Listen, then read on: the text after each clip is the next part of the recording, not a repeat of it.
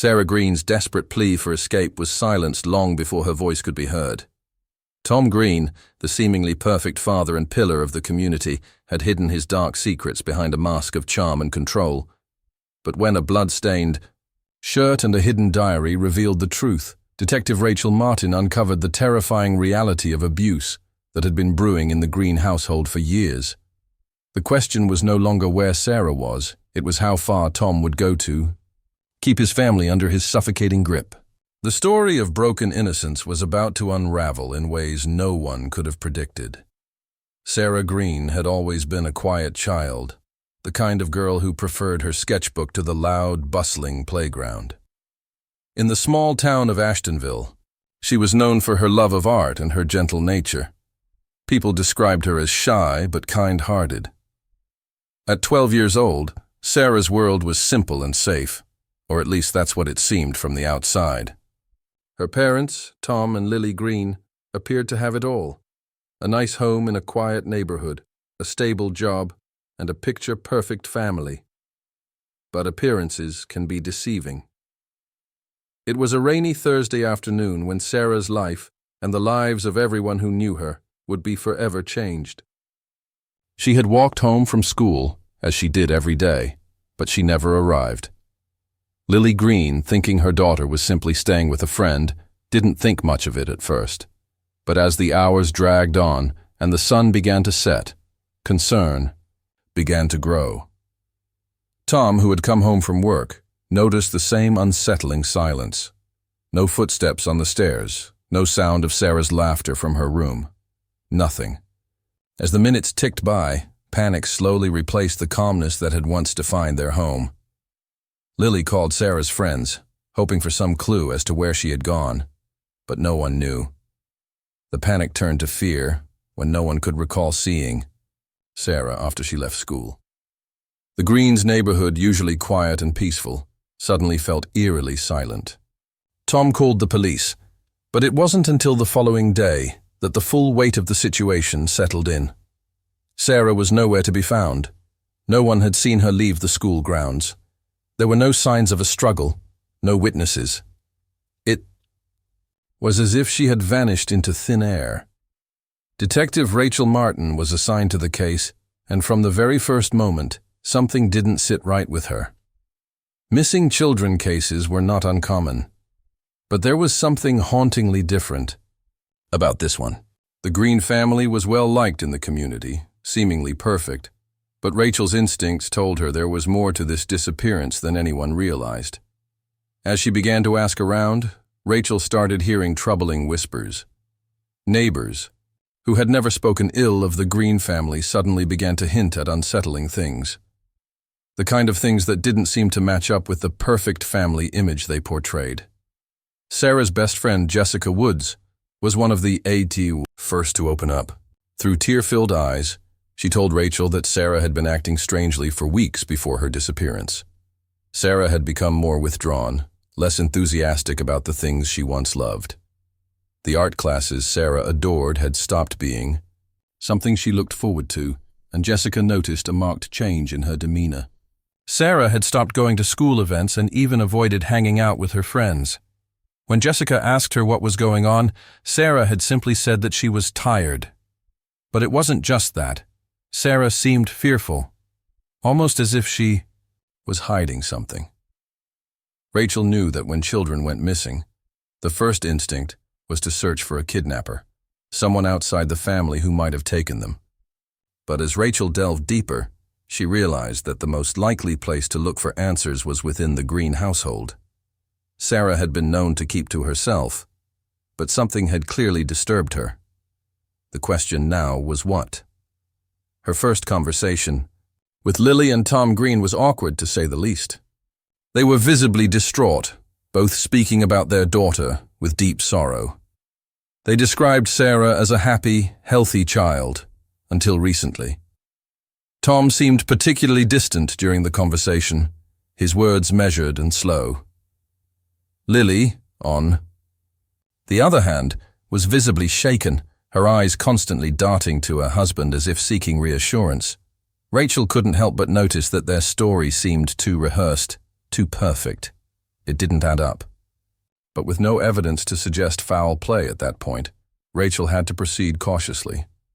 The following days were a blur of interviews, searches, and dead ends. Rachel questioned more of Sarah's classmates, hoping for any clue that might lead her to the missing girl.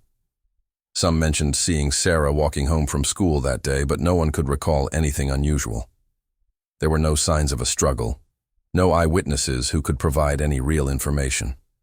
Yet, Rachel's instincts told her that the truth lay somewhere hidden beneath the surface. The investigation took a pivotal turn when Rachel interviewed Sarah's art teacher, Mr. Harris. He had been the one person Sarah seemed to trust completely. Mr. Harris described Sarah as a gifted student, one who had a natural talent for capturing emotions in her work. He recalled that Sarah had often used her art to express feelings she couldn't put into words. That was when Rachel learned of one of Sarah's most haunting pieces of art, a painting of a broken doll lying on the floor, surrounded by sharp, jagged edges. The doll was devoid of eyes, its face an expression of fear and pain. Sarah had turned in the piece just days before her disappearance, and Mr. Harris described it as disturbing and unsettling. Rachel pressed further, asking if Sarah had said anything about the painting or what it meant. Mr. Harris hesitated before sharing something Sarah had told him. She had said, "Sometimes the things we fear most are the ones closest to us." The cryptic statement sent a shiver down Rachel's spine. Could Sarah's disappearance have something to do with her family? Rachel's suspicion grew stronger with each passing day. As she retraced Sarah's steps, she began to uncover small but significant details that painted a picture of a young girl in distress. Sarah had stopped attending the local youth group she used to love, and when Rachel visited Sarah's room, she found that it had been left in disarray, as if Sarah had been in a hurry to leave. But nothing seemed to have been taken. No clothes, no personal belongings, just a bed left unmade and a few forgotten items scattered on the floor. The deeper Rachel dug into Sarah's life, the more questions arose. Something was terribly wrong, and it wasn't just the fact that Sarah was missing. It was the way everything seemed to be slipping through her fingers, like a puzzle with too many missing pieces. One thing was certain: there was a truth hidden beneath the surface, and Sarah Greene's story was far from the innocent one everyone had believed. Rachel Martin's investigation into Sarah Greene's disappearance took a darker turn as she began to piece together the fragments of the girl's life. The more she learned about Sarah's family, the more questions arose. The Greene household, once viewed as the epitome of suburban bliss, was now shrouded in suspicion. One of the first signs that something was wrong came when Rachel dug deeper into the background of Tom and Lily Greene. They had been pillars of the community, well-liked, involved in church events, and always the first to volunteer for community service. But the more Rachel spoke to those who had known them, the more she realized that their outwardly perfect lives masked something far more sinister. Neighbors began to speak in hushed tones, recalling moments that now seemed unusual in retrospect. One neighbor, Mrs. Bennett, who had lived next door to the Greenes for years, hesitated before speaking, but eventually confided in Rachel. There was always something off about him. Tom Greene, I mean. He was always too quiet, too controlled. Lily, though, she was always so sweet. Always had a smile for everyone. But I've seen him yell at her, you know. I'd hear it sometimes when I was out in the garden. Mrs. Bennett's voice faltered as she continued. Not often, but when I did, it was scary. It's like he'd snap, you know? It didn't feel right. Rachel thanked Mrs. Bennett and took careful note of what she had said. The fact that Tom Greene had yelled at his wife was troubling, but Rachel couldn't help but wonder if there was more to this. Was Sarah involved in this? Was she the target of Tom's anger as well? As Rachel delved deeper into the family dynamic, it became evident that Sarah and her father had a complicated relationship. Sarah's art teacher, Mr. Harris, had already mentioned that Sarah seemed distant and troubled in the weeks leading up to her disappearance. He recalled that Sarah had once confided in him about feeling trapped at home. The more Rachel probed, The more it became clear that there was a growing distance between Sarah and her father, and Sarah's fear was more than just a passing emotion. It was real. But Sarah hadn't just been distant with her father. She had become distant from everyone.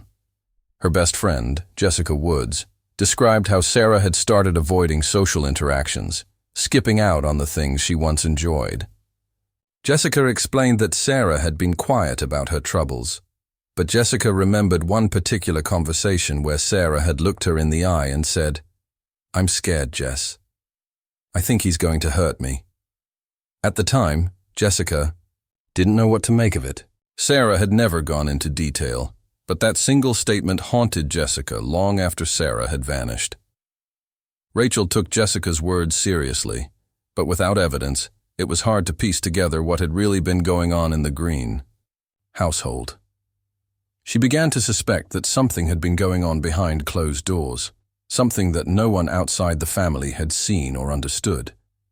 But why would Sarah suddenly disappear without a trace? Was she running from her father? Or was something else at play? Rachel's suspicion turned toward Lily Greene. When she spoke to Sarah's mother, she had painted a picture of a loving family, a mother who could not fathom why her daughter would disappear without a word. But something in Lily's demeanor seemed off. She was too calm, too rehearsed in her responses, almost as though she had rehearsed what to say. While she expressed her sorrow and worry for Sarah, Rachel couldn't shake the feeling that Lily wasn't being entirely honest.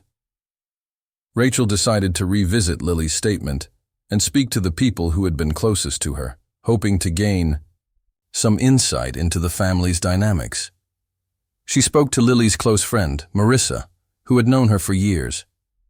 Marissa was a soft-spoken woman with a gentle demeanor, and she was quick to share her concerns. "I never thought much of it at first, but now that you're asking, there were signs," she said, hesitating. Lily had always seemed a bit overwhelmed, but in the last year or so, it was like she was walking on eggshells around Tom. She'd get quiet when he was around, always looking to him for approval. It's like she was afraid of doing or saying the wrong thing. The revelation was chilling. If Lily was afraid of Tom, what had been going on in their home? Was she too afraid to protect Sarah? The more Rachel uncovered, the clearer it became that Tom Greene was a controlling figure, someone who seemed to dominate every aspect of his family's life. But was he capable of something far worse? As Rachel pieced together the fragments of information, one name kept coming up: Tom's brother, Nathan Greene. Nathan had lived in the area for years, but had distanced himself from the family after a falling out with Tom. Rachel decided to visit Nathan, hoping he could shed some light on what had really been going on behind closed doors. Nathan was an older man in his mid-50s, and though he had always kept to himself, he was known to be a kind and gentle person. When Rachel explained the case to him, Nathan's face clouded with emotion. He hesitated before answering, his voice barely above a whisper. "I haven't seen Tom in a long time," he said, "but I know enough. Tom's always had a temper. He tried to be the perfect father, but it was all just an act. He never knew how to control his anger, and I fear it went too far." Nathan went on to explain that Tom had always been overly protective of Sarah, but it had crossed the line into something darker. "He thought the world owed him," Nathan added. "That's what Tom always thought. He was the kind of man who thought he deserved everything. And when Sarah started to grow up, started to become her own person, I think it terrified him. He was losing control." Rachel's heart sank as Nathan's words confirmed what she had feared. Tom Greene was not the loving father he appeared to be. He had been hiding his true nature behind a facade of normalcy, and Sarah had been the one to suffer because of it. But the question still lingered. What had happened to Sarah? Did she run away to escape her father's control, or had something darker happened to her?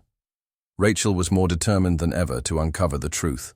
The pieces were beginning to fit together, but there were still so many gaps in the puzzle. It was clear that the Greene family had been hiding something, and Rachel was getting closer to finding out exactly what it was. But with every answer she uncovered, more questions arose. What had happened to Sarah Greene? And what was Tom Greene capable of? Rachel Martin's investigation took on an increasingly grim tone as she uncovered more unsettling details about the Greene family. Tom's behavior, already troubling, seemed to have deeper roots than anyone had suspected. With each interview, the dark undercurrents within the Greene household became more apparent. There was a sense of tension and dread that no one outside the family had noticed, until it was too late. The breakthrough came when Rachel received an unexpected call from an old friend of Lily Greene's, a woman named Karen who had been close to Lily before she moved away. Karen's voice trembled as she spoke. "I don't know how to explain this, but I think I know what's been going on. It's not something I'm proud of, but I think it's time you knew the truth." Karen's words sent a chill down Rachel's spine. She was finally about to hear something that could change everything. Karen explained that years ago, she had noticed troubling signs in Lily's relationship with Tom. Though Lily had never directly told her anything about abuse, there were moments when Karen had sensed something off. She recalled how Lily's demeanor would shift when Tom was around. Her normally bright and outgoing personality would dim, and she would become anxious, almost like a different person. "I remember one time when we were at a gathering, Lily pulled me aside and said she didn't know how much longer she could keep pretending everything was fine," Karen recalled. She didn't go into details, but I could see the fear in her eyes. Tom had a way of controlling everything, what she did, what she wore, even who she talked to. Rachel's heart pounded as she listened. She had suspected that Tom was more than just a distant and controlling father, but hearing this confirmation was both validating and heartbreaking. But what had this all meant for Sarah?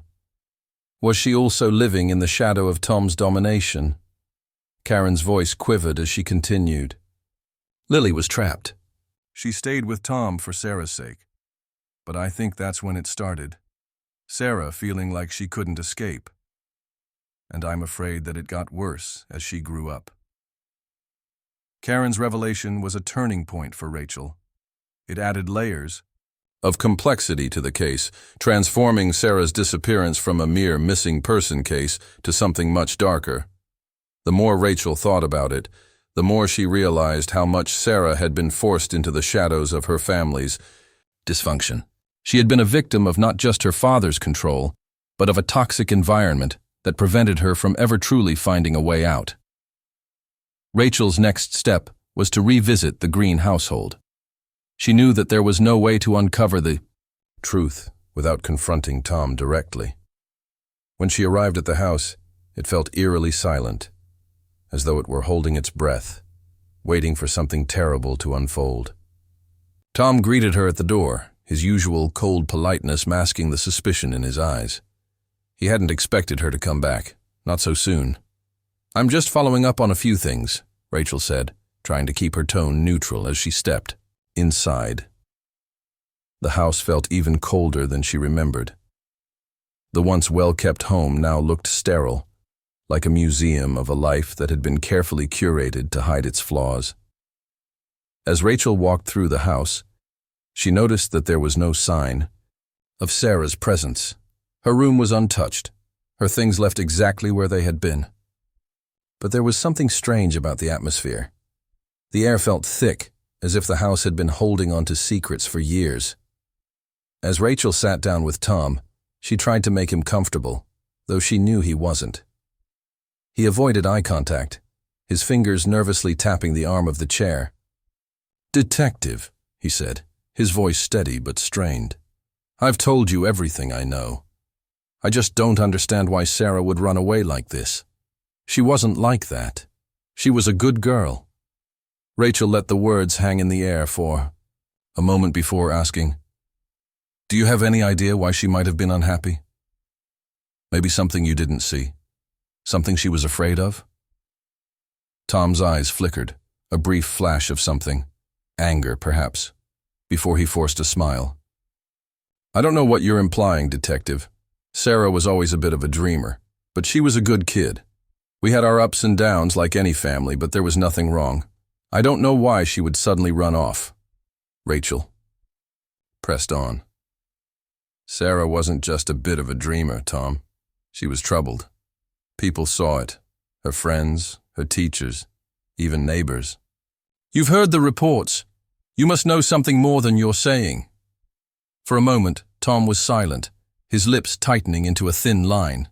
He stood up, pacing the room as if trying to gather his thoughts. When he spoke again, his voice was softer, quieter. "I did everything I could for that girl," he muttered, more to himself than to Rachel. "I protected her. I kept her safe. From the world, from everything." Rachel felt the weight of his words, but didn't let herself be distracted by them. There was more to this. There had to be. As Tom spoke, she couldn't help but notice the way he referred to Sarah as something he had ownership over, something to be protected, as if she were a possession rather than a daughter. The conversation shifted as Rachel noticed something out of the corner of her eye. An old family photo hanging crookedly on the wall. It was a picture of Tom, Lily, and Sarah, taken just a few months before Sarah's disappearance. The image was idyllic, a happy family smiling into the camera, but there was something off about it. Sarah's smile seemed forced, her eyes distant, as if she was not fully present. It was the same look Rachel had seen in the other photographs of Sarah, the kind of look that spoke volumes without saying a word. It became painfully clear to Rachel that Tom was hiding something. The more he spoke, the more the cracks in his story appeared. There was no warmth in his words, no real sorrow or concern for his daughter. It was as if Sarah had simply been a problem to him, something to control and contain. That's when Rachel made the decision to dig deeper into the family's financials. If there was a pattern of control, it was likely that it would show up somewhere.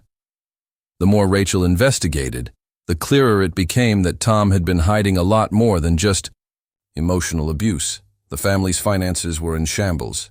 There were signs of debt, secret accounts, and strange transactions, all linked to Tom. The deeper she went, the more it appeared that Tom's need to control wasn't just about his family. It was about his own sense of power, his need to dominate. The picture was becoming clear, and it was far darker than Rachel had initially imagined. There was a reason Sarah had run away, a reason why she had been so afraid. But what had Tom done to her? Was Sarah still alive? Rachel's resolve grew stronger as she began to realize that the truth was buried deep within the Greene family's toxic web. And the more she uncovered, the closer she came to unraveling the mystery of Sarah's disappearance, one that would shake the small town of Ashtonville to its core. Rachel's investigation into the Greene family took another step toward unraveling the chilling truth when she began to uncover more disturbing details about Tom's past. The more she examined his finances, his relationships, and the history of his family, the clearer it became that there were far darker secrets lurking beneath the surface of the seemingly perfect life he had built for himself. But no matter how hard she tried to dig, the truth remained just out of reach. Her breakthrough came when she received a tip from an anonymous source, someone who had worked with Tom in the past. The source, whose identity Rachel was careful not to reveal, claimed to have worked alongside Tom in a construction business that had been established years ago. According to this source, Tom's rise in the business world had been far from clean. There were whispers of shady dealings, underhanded contracts, and even rumors of violence, specifically allegations that Tom had been involved in an assault years before he settled into his quiet suburban life. Rachel's pulse quickened as she heard the details. The connection between Tom's violent tendencies and his increasing need for control was becoming undeniable. The source went on to explain that there had been an incident, a fight, that had taken place when Tom was still working in the construction business. Tom had been accused of physically attacking a fellow worker during a heated dispute. While no charges had been pressed, the incident had been quietly swept under the rug, thanks in part to Tom's connections in the local community. At the time, he had managed to convince people that the whole thing was a misunderstanding, a moment of stress that had gotten out of hand. But as Rachel looked deeper, She realized that this wasn't just a random event.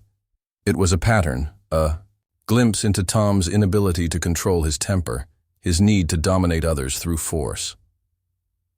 Rachel's head spun as she processed the information. This man, who had been seen as a pillar of the community, a family man who was deeply involved in local charities and church activities, had a violent past.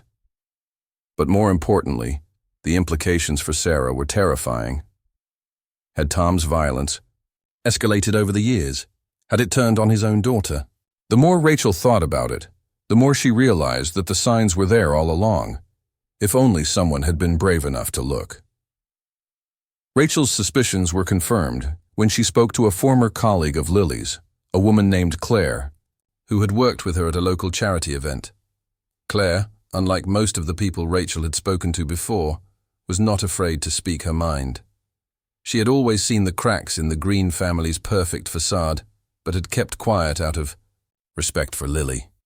However, when Rachel spoke to her, Claire could no longer stay silent. She explained that, over the years, Lily had confided in her about the tensions at home, though never in detail. Still, Claire had seen enough to recognize that Lily was struggling to keep up appearances. Lily would always talk about how she was trying to keep everything together for Sarah, Claire said. She'd talk about how Tom was controlling, how Sarah was growing distant. But she always put on a brave face, like she had to keep the family together for the sake of her daughter. Claire's words stung Rachel. She knew that Lily had been a victim in her own right, trapped in a controlling marriage, but the full extent of the situation was just beginning to come into focus. Tom's control over Lily had clearly bled into every aspect of their lives. But had it extended to Sarah as well? The more Rachel examined Sarah's life, the more it became clear that she had been isolated, emotionally stifled, and, it seemed, physically abused. It was as if Tom had constructed a prison around his family, one that was built on fear, silence, and submission. And now, Sarah was gone. But where was she? Had she escaped, or had something worse happened to her? Rachel's breakthrough came when she uncovered an old, hidden diary that had once belonged to Sarah. The diary was tucked away in a corner of the Greene family's attic, hidden under a pile of old clothes and forgotten items. When Rachel found it, she felt a mixture of dread and relief. The words written in Sarah's diary were a cry for help, a desperate attempt to make sense of a life that had become increasingly unbearable. As Rachel read through the diary, it became evident that Sarah had known for a long time that something was wrong in her home. The entries were filled with pain, confusion, and a sense of helplessness. There were references to her father's mood swings, his sudden bursts of anger, and the cold distance between him and Sarah.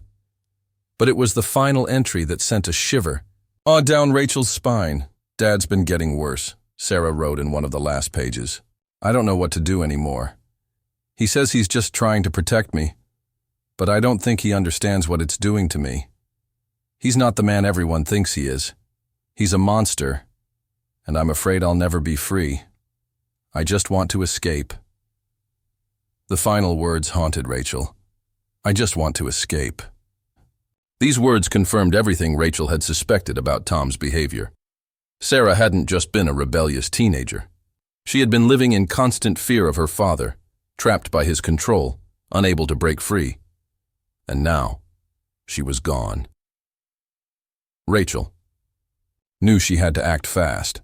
She had the pieces of the puzzle: Tom's violent past, his control over Lily, Sarah's desperation to escape. But there was one last thing she needed: proof. She needed something that would tie everything together, something that would allow her to expose Tom for what he really was. Rachel turned to forensic evidence, hoping to find something that could lead her to Sarah. She spoke to forensic experts, and after weeks of painstaking analysis, they found something startling.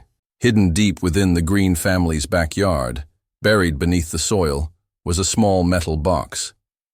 Inside the box, they found a blood-stained piece of clothing, a child's shirt, torn and faded. The discovery was shocking. Could this be Sarah's? Was it possible that Tom had taken his anger out on her, ending her life in a fit of rage? Rachel's hand shook as she examined the evidence. The shirt was unmistakable. It matched Sarah's favorite, the one she had been wearing in the last known photograph before her disappearance. The evidence was undeniable. Rachel's instincts had been right all along. Tom Greene was hiding a dark, horrific secret, and it was only a matter of time before the truth was revealed. But would it be too late to find Sarah? And what would Rachel discover when she confronted Tom one final time? The investigation was nearing its breaking point, and Rachel knew that the answers she sought were about to shatter the small town of Ashtonville forever. The discovery of the blood-stained shirt marked a turning point in Rachel's investigation. As she held the piece of fabric in her hands, the weight of it settled heavily in her chest. The shirt had been buried, hidden beneath layers of earth, in the Greene family's backyard, as though someone had tried to erase it from existence. This wasn't just a piece of clothing. It was a symbol of Sarah's suffering, and perhaps a final testament to her attempt to escape from a nightmare she could never outrun. The forensic analysis confirmed what Rachel had feared. The blood on the shirt belonged to Sarah Greene. The stains were fresh enough to suggest that Sarah had been alive when the shirt had been torn, but it wasn't enough to tell Rachel the full story. How had Sarah ended up in this place? Had she tried to run and been caught? Was this the final tragic moment of her escape? And if so, where was her body now? Rachel couldn't let herself become paralyzed by the horror of it all. The shirt, along with Sarah's diary, now painted a grim portrait of a young woman desperate for a way out. The pieces were starting to fall into place, but there was still so much left to uncover. She knew that Tom Greene was hiding something, and the truth was buried somewhere in his cold, controlling world. Rachel decided to revisit Tom's house one last time. This time, she wasn't just looking for answers. She was looking for the truth, and she had a deep sense that confronting Tom face to face would bring the story to a head. He had been so calm, so composed when they had spoken before, but now the walls were closing in on him. The evidence, the witness accounts, and Sarah's diary all pointed to a single conclusion. Tom Greene had been lying, and it was time for him to face the consequences. When Rachel arrived at the Greene household, she noticed that Tom was already waiting for her. His expression was unreadable, but there was something in his eyes that told Rachel he knew the investigation was closing in on him. He didn't greet her as warmly as before. This time, he simply nodded and led her into the living room. It was eerily quiet, and Rachel's mind raced as she looked around. Nothing seemed out of place, but everything felt wrong. Tom sat across from Rachel, his hands clasped together in front of him, his posture rigid. "Detective Martin," he began, his voice clipped, "I trust you've come to ask more questions about my daughter." There was no remorse in his tone, no sign of the grief a father should feel when talking about his missing child. Instead, there was a coldness, a detachment that Rachel couldn't ignore. "I have more than questions, Tom," Rachel said, her voice firm, though her heart was racing. "I have answers, and you're not going to like them." Tom's jaw tightened, but he didn't respond. Rachel didn't waste any more time with pleasantries. She laid the blood-stained shirt on the table between them, watching Tom's reaction closely. His eyes flickered, but he quickly regained his composure. "This was found buried in your backyard, Tom." "It's Sarah's," Rachel said, her voice steady despite the storm brewing inside her. "Her blood was found on it. Can you explain that?" Tom's expression darkened, but he didn't flinch. "You're grasping at straws, Detective. That shirt could belong to anyone. I don't know how it ended up there, but I'm telling you, I've never hurt Sarah." Rachel leaned forward, her gaze never leaving his. "You don't get to hide behind lies anymore, Tom. Sarah was desperate to escape from you. She wrote it in her diary. She was scared of you, terrified of what you would do. You had control over her, over everything in her life. And now, You've left her to disappear, leaving nothing but a trail of lies." For a long moment, Tom didn't respond. His eyes flickered with something, rage perhaps, or guilt. But he remained silent. Rachel could almost hear his thoughts, the struggle within him as he tried to maintain the facade he had so carefully built over the years. "But the walls were coming down." "You don't know what it's like," Tom finally said, his voice low and strained. "You don't understand what I did for her. Everything I did to protect her." "Protect her?" Rachel repeated, her voice rising with disbelief. "By controlling her, isolating her, and manipulating her into thinking she was the problem. That's not protection, Tom. That's abuse." The words hit him hard, and for the first time, Rachel saw a crack in his calm exterior. His hands trembled slightly, and his eyes darted around the room, as though looking for something to anchor himself. "I never wanted this to happen," he muttered, more to himself than to Rachel. "I never wanted to hurt her. But she didn't understand. She didn't see that I was trying to save her, from the world, from everything." Rachel's heart sank as she listened to Tom's words. It was the same justification he had used to rationalize his control over Lily, and now it seemed he was doing the same with Sarah. He believed, in his own twisted way, that he was protecting them from the dangers of the world, but in reality, he had created a prison. And now, Sarah was gone. Rachel pressed on, refusing to let him evade the truth. "Tom, we know Sarah wanted to escape. She tried to get away, but you wouldn't let her. You trapped her, and when she tried to fight back, you silenced her, for a moment." Tom's face grew pale, and his lips pressed into a thin line. He said nothing, but his silence spoke volumes. Rachel knew it was time. "I'm arresting you, Tom," she said firmly. "For the abuse, for the control, and for Sarah. You're not going to get away with this anymore." Tom didn't resist. He didn't fight. He simply nodded, a strange, hollow look in his eyes. It was as if, deep down, he knew that his world was collapsing around him, and there was no escape from the truth anymore. As Rachel led Tom out of the house and toward the waiting squad car, she couldn't help but feel a pang of sadness for Sarah. This wasn't the ending she had hoped for, but at least now the truth would come out. Tom Greene's reign of terror was over, and the broken innocence of his daughter would no longer be buried under layers of lies. But Rachel knew this was just the beginning. The road ahead would be long, with many more questions to answer. But one thing was certain: Sarah's story would no longer be silenced.